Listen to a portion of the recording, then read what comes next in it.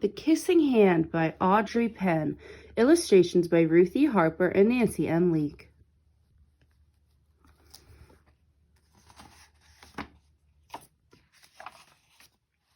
Chester Raccoon stood at the edge of the forest and cried. "I don't want to go to school," he told his mother. "I want to stay home with you. I want to play with my friends and play with my toys and read my books and swing on my swing. Please, may I stay home with you?" Mrs. Raccoon took Chester by the hand and nuzzled him on the ear. "Sometimes we all have to do things we don't want to do," she told him gently, "even if they seem strange and scary at first. But you will love school once you start."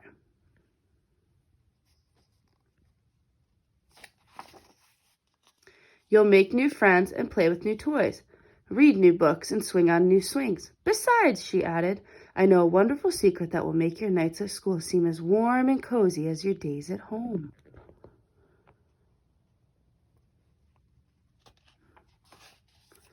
Chester wiped his tears away and looked interested. "A secret?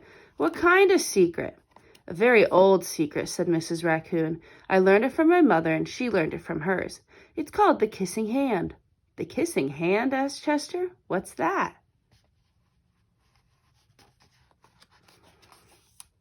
"I'll show you." Mrs. Raccoon took Chester's left hand and spread open his tiny fingers into a fan. Leaning forward, she kissed Chester right in the middle of his palm. Chester felt his mother's kiss rush from his hand, up his arm, and into his heart. Even his silky black mask tingled with special warmth.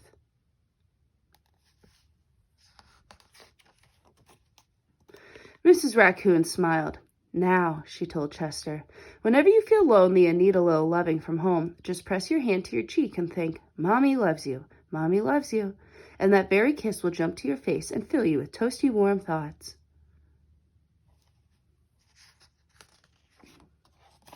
She took Chester's hand and carefully wrapped his fingers around the kiss.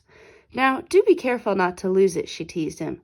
"But don't worry, when you open your hand and wash your food, I promise the kiss will stick."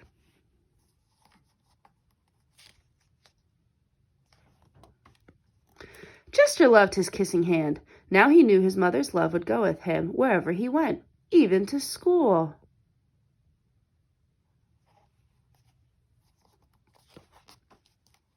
That night, Chester stood in front of his school and looked thoughtful. Suddenly, he turned to his mother and grinned. "Give me your hand," he told her.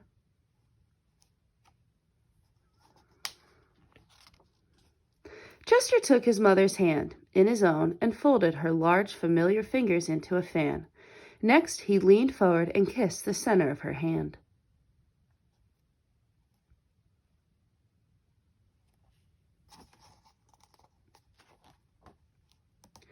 "Now you have a kissing hand, too," he told her.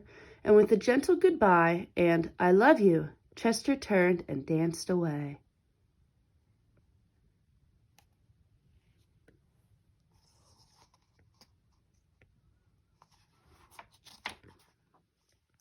Mrs. Raccoon watched Chester scamper across a tree limb and enter school. And as the hoot owl rang in the new school year, she pressed her left hand to her cheek and smiled. The warmth of Chester's kiss filled her heart with special words. "Chester loves you," it sang. "Chester loves you."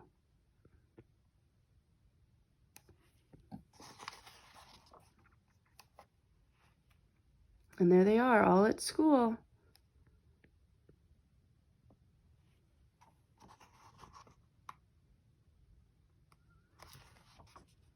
I love you. That's I love you in sign language. The end.